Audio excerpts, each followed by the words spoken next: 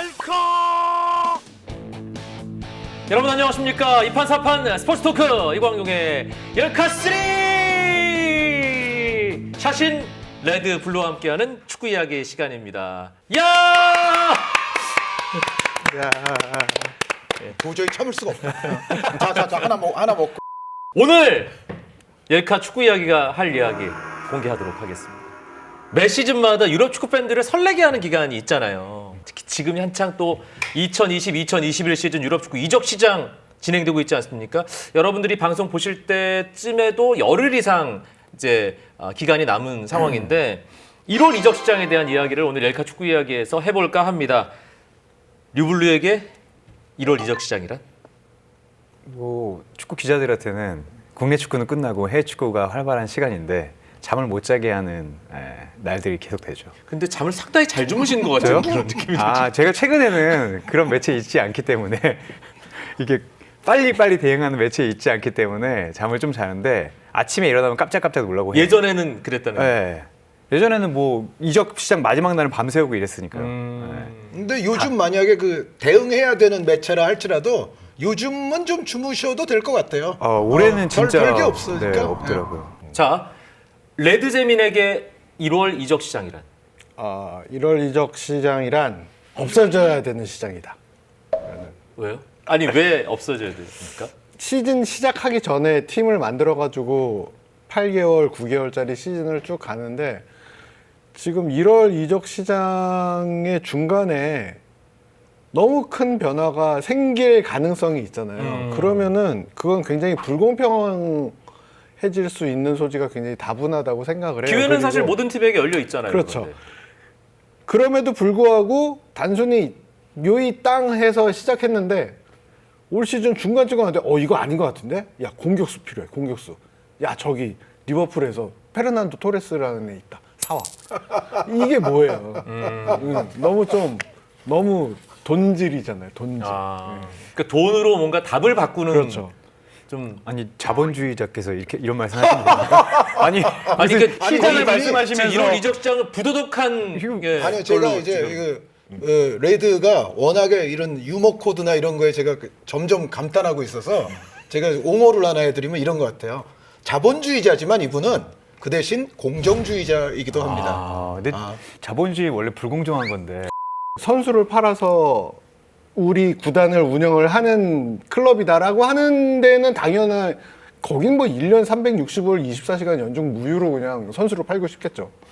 그럼에도 불구하고 리그라 함은 같은 상대를 홈, 원정 한 번씩 싸우고 공평한 룰 기준으로 해가지고 정해진 룰 안에서 하는 건데 축구는 사실 선수가 굉장히 중요하잖아요. 선수의 비중이 정말 크잖아요. 근데 이 선수가 이 팀하고는 한 번만 싸우고 저 팀하고는 세 번 싸우고 이러면은 그거는 굉장히 좀 불공평하고 그래서 이 종류가 있는 겁니다. 뺏는 것도 능력 아닙니까? 그래서 이 종류가 있는 겁니다. 네, 돈으로 보상을 해주는 겁니다. 아니 그렇게 자본주의를 말씀해주고 갑자기 공평을 말씀하시면 그러면은 팀들 연봉을 제한해야죠. 전 인생에서는 뭐 돈이 그렇게 큰 부분이 아니기 때문에. 네, 근데 예전 방송들 찾아보셔도 오늘 말과 배치됩니다. 항상 우리 알잖아요. 그 열카 축구 이야기 찐팬 여러분들은 레드는 레드로 반박한다. 뭐 이런 법칙 있지 않습니까? 샤신에게 1월 이적 시장이란? 1월 이적 시장은 중계하는 입장에서는요 가장 좀 1월이 힘들어요. 약간만 이렇게 한눈 팔고 있으면은 막상 중계를 하려고 그러면 모르는 선수가 와 있을 수도 있거든요. 조심해야 돼요. 그리고 이제 거의 영입이 다 됐다 뭐 이런 선수가 또 관중석에 오는 경우도 있는데 그런 것도 말해줘야 되거든요. 그래서 1월 이적 시장 때는 확인해야 될 게 좀 많다. 중계하는 입장에서 사실은 우리 국내 최고의 축구 해설위원 한준희 위원과 함께 중계하는 입장에서 정말 편하거든요. 샤신인이 다 알기 때문에. 근데 샤신도 그런 고충이 있구나. 고충이 매우 많죠. 네. 그게 다 착착 준비가 열심히 성실히 안 되면은 다 불가능한 것들이죠, 사실. 근데 유럽 축구 자체에서 1월 이적 시장이라는 게 사실은 그 여름 이적 시장, 시즌을 준비하는 시장보다 어찌 보면 더 중요하고 팀의 결정적인 부분을 채우는다는 그런 측면에서는 좀 더 팀들 입장에서는 신경 쓰는 시장이 아닌가라는 생각도 한편으로는 들긴 하거든요. 안 그렇습니까? 기본적으로 1월 이적 시장은 그 구매자 중심 시장이에요. 바이어스 마켓. 제가 또 영어 좀 셀러스는 없는 거고. 여름은 셀러와 바이어들이 이 이해관계가 어느 정도 맞는데 1월 이적 시장은 압도적으로 바이어의 이 바이어 쪽이 급해요. 그리고 그래서 급하니까 당연히 주도를 하죠, 바이어들이. 구매자는 당연히 왜 급하겠어요? 필요하니까. 뭔가 틀어졌으니까. 아니면은 지금보다 더 높은 곳을 가고 싶으니까. 그런데 지금 2021년 1월 이적 시장은 이게 좀 뒤바뀐 것 같아요, 이제. 뒤바뀌었다? 지금은 요번 1월은 이제 판매자, 창고를 정리해야 될 구단들이 지금 너무 많아서 요 1월 이적 시장은 의외로 빅딜은 없지만 의외로 좀 이 창고 대방출하는 걸 보는 재미가 있지 않을까. 벌써 뭐 이 레알 마드리드 같은 경우에는 요비치 벌써 떨고 냈잖아요. 예, 이런 식으로. 요비치 가자마자 멀티골. 예, 골 넣었더라고요. 가자마자 멀티골. 그 레알 마드리드에 문제가 있는 거네요. 맞아요. 거기는 아무나 가서 버틸 수 있는 팀이 아닌 것 같습니다. 레드잼이 지금 창고 대방출이라 그랬잖아요. 그런 이유가 있어요? 배경이? 코로나 때문입니까? 뭐 물론 코로나 때문이죠. 물론 코로나. 2020년 여름 이적 시장에서도 이미 유럽 빅5 리그의 전체 이 지출 금액이 줄었고 라리가는 75%가 줄었어요. 네, 전년 대비해서. 그리고 자유영입 선수 임대가 소폭도 늘었고. 그러니까 자유영입 선수와 임대는 그 이적료라는 게 없는 없죠, 거잖아요. 없죠. 예. 이적료가 없는 영입 거래 건수가 또 소폭 늘었고 결국에는 현금이 말라버렸기 때문에 지금 그런 현상이 일어났고 그때와 지금 코로나 상황이 전혀 달라진 게 오히려 악화됐으니까 그때는 그나마 제한적 유관중이었는데 지금은 아예 또 무관중으로 변해버렸잖아요. 그러니까 올해 1월도 정말 뭔가 이 돈 내고 누가 돈 내고 턱 와서 얼마면 돼? 이런 클럽은 사실상 거의 없지 않을까. 카타르 분들이랑 이 UAE 분들 빼고는. 예. 각자가 생각할 때 1월 이적 시장의 어떤 선택을 통해서 팀이 완전히 뭔가 역사를 바꾼 케이스. 좀 인상적인 기억들 있지 않아요? 일단 그 이광용 아나운서에게 그럼 퀴즈를 하나 내겠습니다. 겨울 이적 시장, 1월 이적 시장, 윈터 트랜스퍼 윈도우라고 혹은 뭐 제뉴어리 윈도우라고 하는데 1월 이적 시장이 의무적 규정화가 된 게 언제부터일까요? 저는 모르겠는데요. 아, 몰라요? 그게 2002-2003 시즌부터예요. 그러니까 그 전까지도 물론 1월 달에 이적을 많이 하긴 했어요. 왜냐하면 1월 달에 보통 보면은 약간 쉬는 텀이 있잖아요. 네. 그러니까 이제 리그가 일단 절반 가량 하고 그리고 약간 이제 크리스마스 신년 이래서 조금 휴식을 가졌다가 뭐 EPL은 뭐 박싱데이 한다고 그래서 뭐 바쁘다고 하지만은 대다수의 리그들은 약간 쉬는 텀이 그래도 1월 달에 나오기 때문에 사실 요때 재정비나 뭐 이런 걸 하면 좋으니까 그 이전 예전 축구 역사에서도 사실은 연말이나 연초 요럴 때 이적을 하긴 했는데 이게 완전히 이 기간에만 해야 돼라는 식으로 규정돼 버린 거는 사실은 21세기 조금 넘어서예요. 네. 그래서 예전에 예를 들어 뭐 첼시의 역사를 바꾼 사나이 중에 지안 프랑코 졸라가 있지 않습니까? 네. 졸라가 첼시 올 때 11월 달에 왔었어요. 그리고 프리미어리그 전체 역사를 바꾼 사나이가 하나 있다 그러면 에릭 칸토나죠. 네. 에릭 칸토나가 리즈에서 맨유로 올 때 역시 11월에 왔습니다. 그러니까 요즘 같으면 11월에 못 오잖아요. 그렇죠. 정말 FA 뭐 아무 소속도 없는 사람 그런 케이스 말고는 11월에 못 오는데 옛날 90년대에는 이제 11월에도 그렇게 와서 이제 11월 뭐 말부터 뛴다든가 뭐 그게 가능했었어요. 그래서 어쨌든 이 이적 시장이라는 게 특히 제뉴어리 1월 윈도우가 공식화된 거는 2002-2003 시즌이거든요. 그래서 제가 2002-2003 시즌부터만 그냥 할까 하다가 그래도 요 같은 기간에 해당되는 거는 제가 아까도 말씀드렸다시피 그 전에도 그런데 1월 중간에 한 번 할 때는 1월에 많이 했다. 그런 차원에서 쭉 제가 이거 평소에 여기 올 때는 잘 안 써오는데 오늘은 써왔습니다. 제가 그냥 읽어드릴게요. 브루노 페르난데스가 팀을 되게 단시간에 바꾸고 단시간에 많이 올라온 아주 좋은 예입니다. 왜냐면 지난 시즌에 왔잖아요. 19, 20 시즌에 왔는데 구독에 지금 2020, 2021 시즌 놀라운 일이 벌어졌잖아요. 이미 19, 20 때 되게 놀라운 일이 아니 벌어졌습니다. 주목해야 할 팀으로 혹시 그 팀을 꼽지 않으셨습니까? 브루노가 안 왔으면은 제가 그쵸. 맨유를 꼽았을 일이 없었겠죠. 이야. 맨체스터 유나이티드. 페르난데스 선수가 오면서 그 플레이메이커 공격형 미드필더에 대한 갈증이 완벽하게 해소가 됐고 상승하는 상승주로 봐야 되지 않느냐. 그런 생각이 들어요. 그러니까 브루노가 와서 완전히 팀을 좀 바꿔놓고 더 전망이 앞으로도 있다고 생각이 됐기 때문에 제가 맨유를 좀 주목할 팀으로 제가 꼽았던 거죠. 리그에서 14경기 때였거든요. 8골 7도움을 했는데 한 번도 안 졌어요, 맨유가.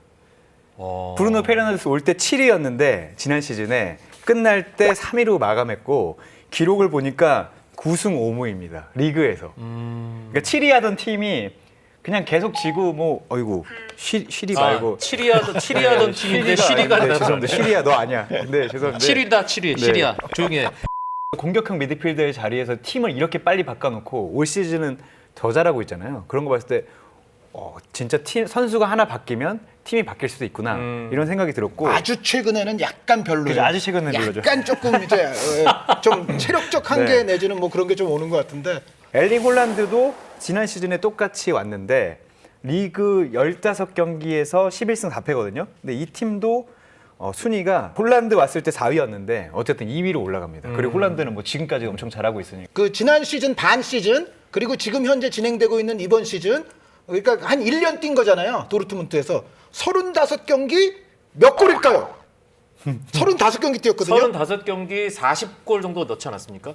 35골 넣었습니다. 35골 넣었습니다. 근데 진짜 수많은 먹튀들이 있거든요. 사실 1월 이적 시장에서 망한 케이스도 많아요. 루이스 수아레스가 올 때 왜 왔냐? 페르난도 토레스가 5천만 파운드를 받고 첼시로 헬기 타고 갔잖아요. 그때 리버풀도 좀 안 좋은 선수 같이 왔어요. 수아레스가 와서 그렇지 앤디 캐롤을 더 비싸게 주고 데려왔습니다. 더 비싸게. 네, 더 비싸게 주고 데려왔습니다. 2부 득점왕. 예. 앤디 캐롤은 아마 3,500만 파운드였을 거고 수아레스는 2,500만 파운드가 2,000만 파운드. 수아레스는 이제 네덜란드 리그에서 네덜란드가 왔으니까. 왔으니까.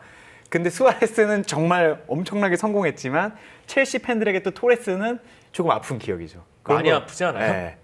첼시가 조금이라도 약간 저는 네. 판단을 잘 못했다고 그쵸, 생각해요. 판단을 잘 그러니까 페이스가 떨어지고 있었던 선수를 너무 비싸게 샀어요. 그러니까 약간 리스크가 좀 많은 영입이었어요. 네. 그래도 챔피언스리그 우승시켰어요. 그죠. 챔피언스리그 우승시켰죠. 우승 그 한 골. 아니 우리 또 레드재민 유럽 축구 쫙또 아 그렇죠. 깨고 계시잖아요.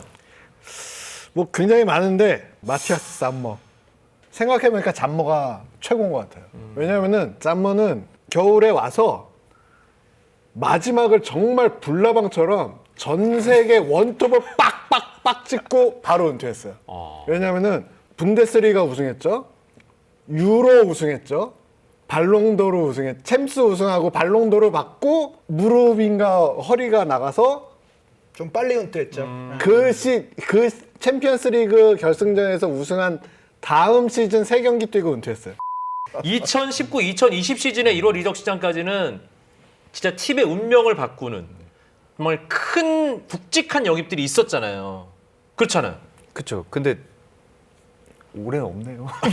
어떡하지? 그게 딱 그 1월 이적 시장 끝나고 코로나19가 빵 터진 거예요. 올 겨울 이적 시장은 지금 예전보다는 물론 이제 이적 시장은 항상 막판에 뭔가가 큰 건 더 터지기 때문에 아직까지는 지금 뭐 중반 정도 상황이라서 뭐라고 단언할 수는 없지만 전체적으로 지금까지의 흐름은 분명히 예전보다는 굉장히 축소된 시장이다. 지금 되게 큰 클럽들 있잖아요. 뭐 레알 마드리드라든가 뭐 바르셀로나라든가 리버풀, 뭐 토트넘, 뭐 맨유 이런 팀들이 거의 영입이 없고 오히려 반대로 나가고 있는 상황이기 때문에 지금은 크게 팔 것도 없고 크게 사올 것도 없고, 물론 이제 마지막에는 진짜 어쩔지 모르죠. 왜냐면 이제 급한 팀들이 지금도 경기가 계속되고 있으니까.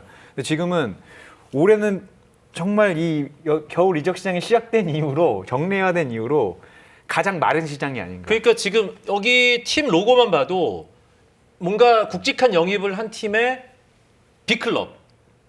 그러니까 정말 세계에서 손에 꼽히는 빅클럽이 없다라는 게 상징적이네. 네, 아직은 진짜 아직은 없어요. 없다. 예, 예. 임대가 네. 진짜 많습니다. 어. 차라리 임대료를 조금 주고 데려가는 게 낫지 큰 뭔가 책임을 지거나 뭐 그럴 상황이 아닌 것 그리고 같아요. 오히려 작별이 많아요. 아스날이 지금 3명 뭐 대표적으로 외질 선수와도 작별하고 네. 콜라시나치 선수와도 네, 네. 작별하고 윌리엄 살리바 선수도 안 쓰니까 일단 뭐 작별시키고 그 샤신에게 그냥 보내는 2020, 선수가 많다는 2021 아스날이란? 2020, 2021 아스날은 6위만 했으면 좋겠어요. 자, 여기서 궁금한 게 있어요. 1월 이적 시장이 조금 남았거든요, 아직. 예? 1월 말까지 시간이 있어. 그러면 남은 기간에 뭔가 많은 팬들이 깜짝 놀랄 만한, 솔깃할 만한 그런 뉴스가 있을 것이냐.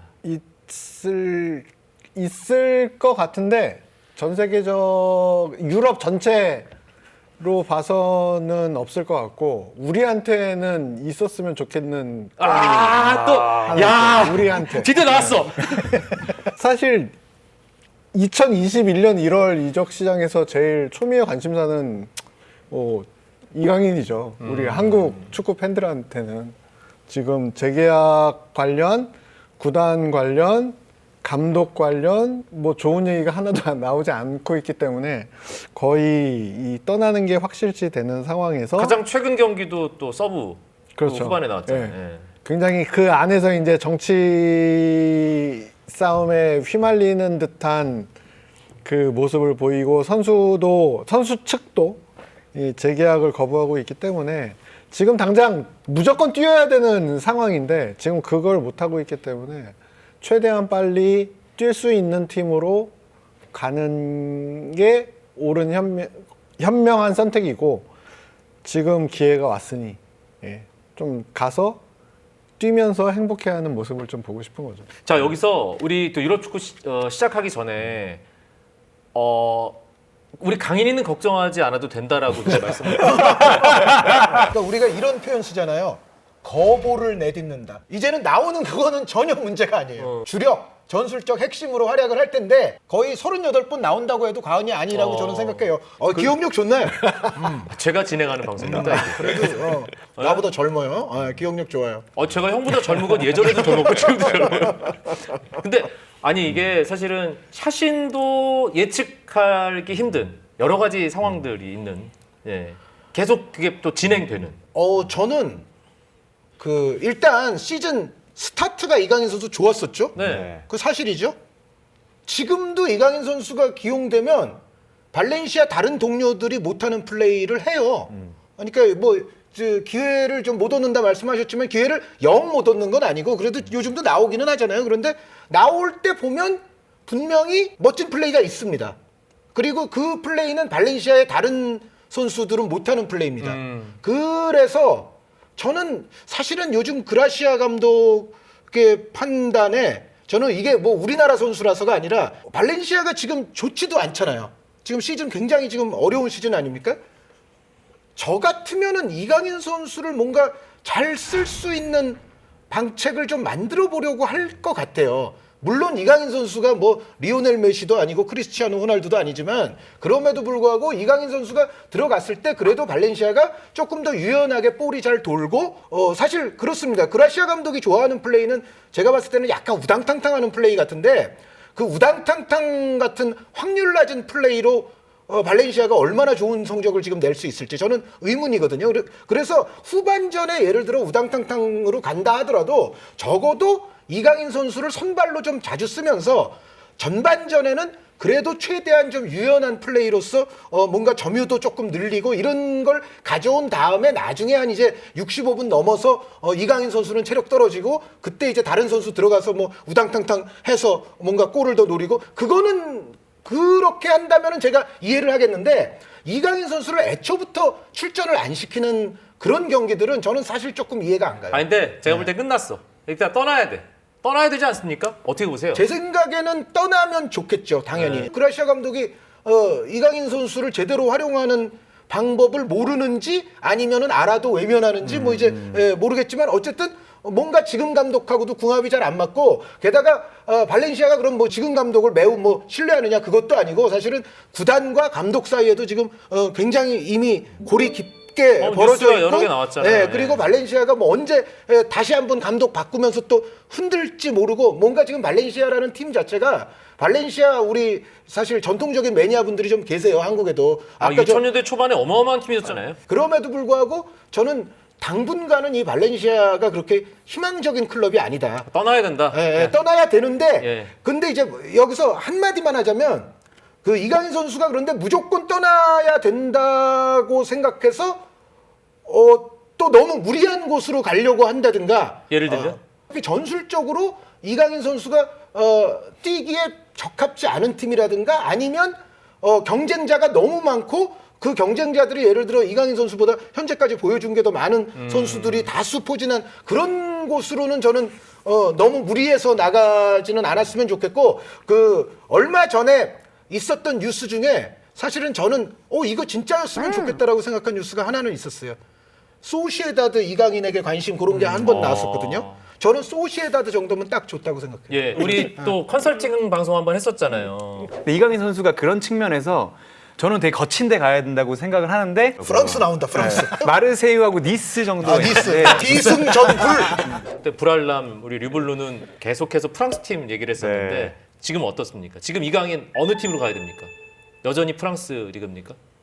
그건 그래도 제 2의 선택인 거고 네. 저는 좀 감독이 강력하게 원해서 그 포지션에 예를 들어서 그 공격형 미드필더 혹은 이제 측면 미드필더 자리에 이강인 같이 창의성 있는 선수가 있으면 정말 좋겠다. 무조건 쓰고 싶다. 저 자리만 있으면 우리가 되겠다라고 하는 팀으로 가야 될 것 같아요. 그러니까 지금은 아무리 매력적인 팀에서 예를 들어서 뭐 앞에 있는 레알 마드리드나 바르셀로나에서 임대로 데려간다? 그거 사실 쉽지 않잖아요. 그렇죠. 간다고 하더라도 갈 때는 엄청나게 큰 뉴스가 되겠지만 지금 어쨌든 시간을 확보할 수 있는 팀으로 가야 될 뛰어야지, 거예요. 지금. 예. 그래서 제가 프랑스 얘기한 것도 사실 뭐 그러니까 살리바도 니스로 갔거든요. 그러니까 젊은 선수들을 원하는 팀이 있어요. 젊고 그 유망하고 하지만 지금 기회를 못 얻어서 막 뛰고 싶다. 어디서라든 뛰고 싶고 열심히 뛰고 싶다라는 팀이 그게 제가 말했던 것이 니스였던 거고 프랑스에서는. 근데 스페인에서도 말씀하신 소시에다드라든가 아니면 뭐 헤타페라든가 이런 조금 그러니까 상황은 확실히 모르겠지만 조금은 뭐 발렌시아보다 팀 전체적인 레벨에서는 떨어지지만 헤타페는 저는 전술상으로는 안 맞는다고 봐요. 네, 네. 헤타페는 뛰는 거 위주로 하는 팀이고 그리고 포메이션 자체도 기본적으로 4-4-2 포메이션이고 헤타페 가면은 저는 발렌시아보다 더 힘들면 더 힘들어질 수도 있다는 그러니까 뉴스에 나온 생각이 약간 소시에다드가 있어요. 지금 상황에서는 팀 전술적으로든 이강인에게 그렇죠. 딱이다. 예, 소시에다드는 공격형 미드필더를 활용할 줄 아는 팀이고요. 지금 일단 노장 나비드 실바 선수가 와 있습니다. 우리가 이강인 선수 어렸을 때부터 누구처럼 되면 좋겠다라고 말했을 때 항상 맨 위급으로 나오는 선수가 나비드 또 실바였거든요. 이렇게 1대1 멘토링도 가능하고. 그렇죠. 네. 나비드 실바 선수가 그리고 소시에다드에서 오래 뛸 거라고 생각하기는 어려워요. 그러니까 나이가 지금 워낙에 30대 중반이고 그런 친구들만 또 원하는 그 사비 감독이 언제 중동으로 데려갈지 알 수 없거든요. 사비 감독이 카솔라 선수 데려갔거든요. 네, 네. 그런데 요번 시즌만 끝나면은 제 생각에는 실바 선수에게도 한 번쯤 만약에 사비 감독이 그냥 있다면 네, 다시 오지 스페인으로 않는다면. 오지 않고 네. 왜냐하면 예전에 사비 선수가 바르셀로나에서 한창 뛸 때 그때 소망 중에 하나가 바르셀로나가 키워낸 선수들은 아니지만 카솔라랑 실바는 DNA가 완전 바르셀로나야. 쟤네 둘이랑 같이 뛰어보고 싶어라는 얘기를 사비 감독이 예전에 했었어요. 선수 시절에. 그런데 딱 요번에 카솔라 선수 데려가는 거 보고 다음 차례는 실바 아닐까? 그런 생각이 들었는데 어찌됐건 그 이강인 선수가 저는 소시에다드 가면 실바에게 배울 것도 많고 그 위치를 물려받을 확률도 있지 않냐. 답 나왔네. 레드제미는 어떻게 다른 생각 있습니까? 예, 뭐 잘 풀렸으면 좋겠다는 생각은 당연하고, 근데 정말 제 안에 있는 가장 솔직한 생각은 막 이런 게 궁금해. 예, 지금 뭐 따질 상황이 아니에요, 이강인 선수는. 예. 지금 이강인 선수가 검증한 거는 가능성밖에 없어요. 뭐 꾸준히 뛴 것도 없고 실적으로 남기는 숫자도 없고 지금 뭐 야 나 이강인이야 혹은 뭐 나 뭐 U20 월드컵 MVP야, 골든볼 위너야. 골든볼 위너야. 발렌시아 나 바이아웃 8천만 유로야. 이런 거 따질 때가 아닌 것 같아요 지금, 솔직히. 여기 예. 동의. 예, 동의. 예. 지금은 어디든 가서 자기가 꾸준히가 아니라 붙박이 주전으로 무조건 뛸 수 있는 데에 가서 일단 데이터를 쌓아야 돼요. 데이터가 없으면은 선수가 아니잖아요. 데이터를 계속 쌓아야지 자기 몸 값어치가 2년 후, 3년 후, 5년 후 이렇게 올라가는 거지. 지금은 뭐 이렇게 뭐 예를 들어서 선수도 이제 당연히 협상을 하겠지만 뭐 그게 돈이 될 수도 있고 환경이 될 수도 있고 여러 가지가 있잖아요. 지금 사실 그렇게 많이 요구할 상황이 아닌 것 같아요. 이강인 선수. 예. 그리고 지금 이강인 선수가 2001년생이고 우리나라 나이로 21살, 만 20살이 됐잖아요. 근데 이게 또 20대 중반 훅 되고 20대 후반 또 확 다가오더라고요. 그리고 요즘 이제 축구계의 선수들의 전성기, 절정기 연령 자체가 아래로 자꾸 내려가고 있어요. 그러니까 지금 시기가 정말 중요한 거예요. 분데스리가에서 막 16살, 17살짜리 선수들이 골을 넣고 있잖아요.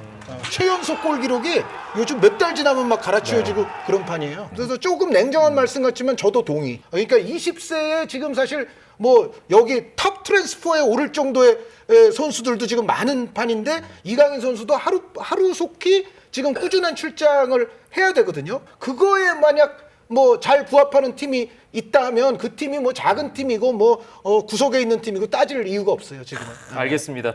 제가 정말 궁금한 거 오늘 사실 이 이야기를 위한 빌드업이었다 이렇게 감히 말씀드릴 수 있습니다. 축구를 하며 생각한 것들이라는 책을 작년에 썼던 대한민국이 나온 최고의 선수 우리 소니와 생각을 공유하시는 축구하면서 했던 생각을 1월 이적 시장에 뭐 뉴스 나옵니까? 1월 이적 시장에는 가능성이 제로고요.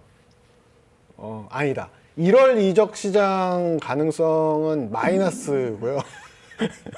마이너스 무한대 정도 하시죠.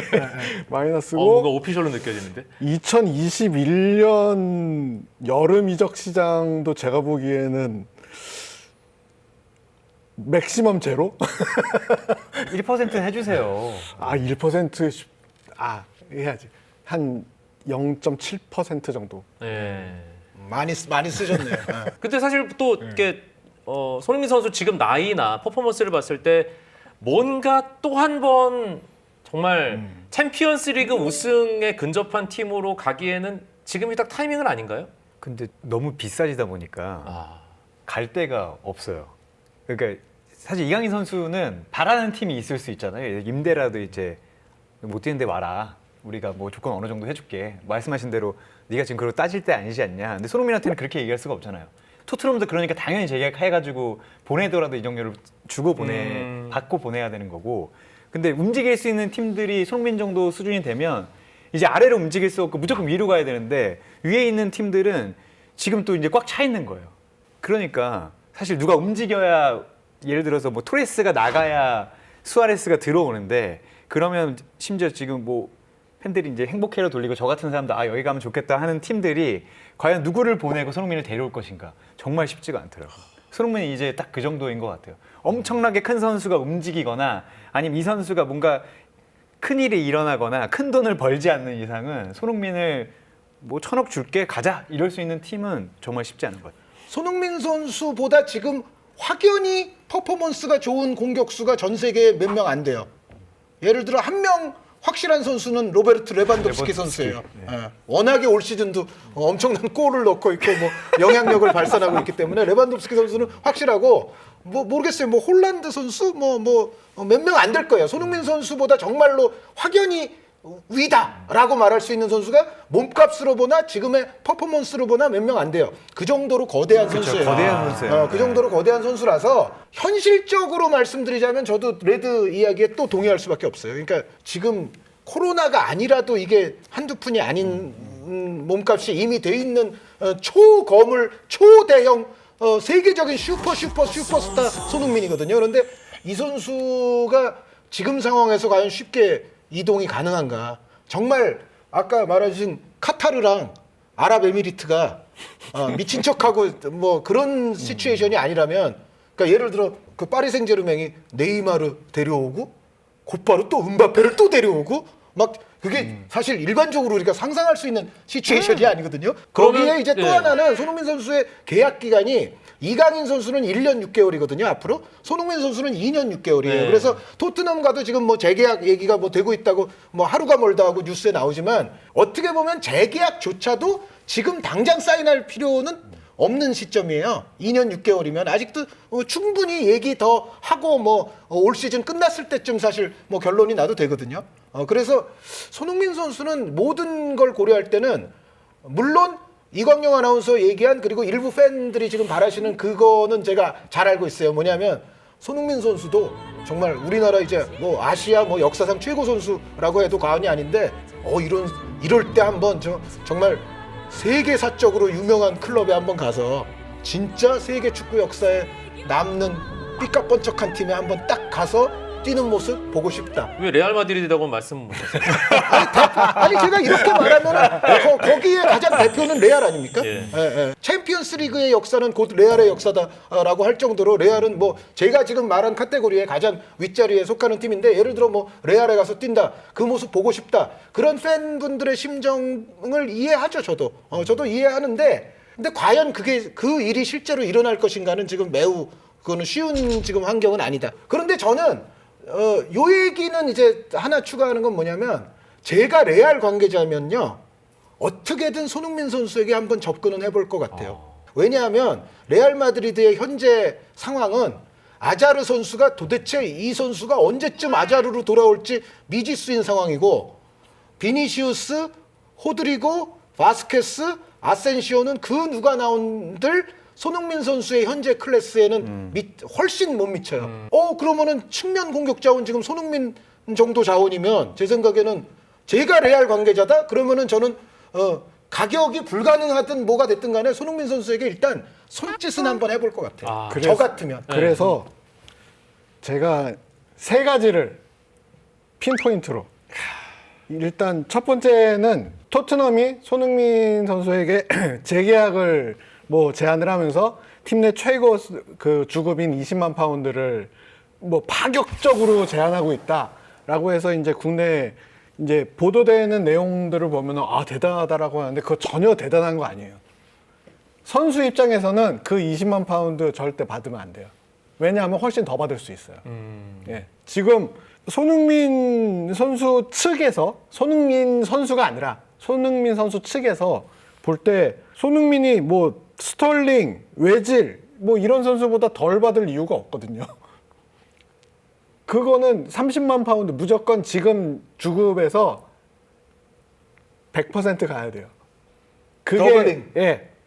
2배 가야지만 그게 파격도 아니고 하여튼 굉장히 매력적인 현실적인. 예, 현실적으로 매력적인 이 주급 제한이고 두 번째는 지금 말씀하신 거와 비슷한데 그러면은 손흥민이 지금 무엇을 선택을 해야 되는가? 딱 두 개예요. 토트넘의 레전드로 남을까? 정말 빅클럽, 메가클럽에 가서 새로운 유니폼을 도전. 입고 사실상 전성기를 따지고 보면은 지금 톱을 찍을 수 있는 마지막 찬스예요. 지금 마지막 나이란 말이에요. 둘 중에 하나 고르면 돼요. 굉장히 단순하게 그냥. 커리어 최후의 예. 거대한 도전에 나서느냐 예, 마지막 삑삑 아니면 좀 편안한 곳에서 또 레전드로 쭉 가느냐. 가느냐. 그거 딱 둘 중에 하나 고르면 되고 뭘 했으면 좋겠어요? 저는 손흥민이 아니기 때문에 당연히 도전했으면 좋겠죠. 나는 손흥민이 아니니까 나는 편한 마음으로 자, 질지. 근데 이 레드가 오늘 한마디가 제일 웃겼어. 항상 이런 스탠스라는 걸 팬들이 이해하셔야 돼요. 나는 너희가 아니니까 얘기하는 거야라고. 그러니까 나는 막 얘기할 수 있어. 나는 근데 너희가 뭐 동의하고 난하고 난 모르겠어. 그렇죠. 어차피 이 돈은 내 돈 아니까. 난 네가 아니고 난 나야. 마지막으로 요거는 정말 솔깃한 제안일 것 같아요. 제가 그 페레스 회장으로 빙의를 하면 전화를 하는 거예요. 토트넘. 야, 아자르랑 바꾸자. 근데 요거 괜찮지 않습니까? 근데 하나를 그러니까 레알은 지금 그게 이제 비논 이유 커잖아요 이게. 아, 손흥민 선수 온다 그러면 하나를 정리하죠. 더 정리하죠. 그거는 무조건 네. 정리해요. 무슨 네, 지금- 그것 때문에 못하진 않아요. 제가 봤을 그거를 때는. 생각. 요거 괜찮지 않습니까? 근데 요거? 지금 아자르를 어떻게 받아요? 아자르가 아닌데 지금.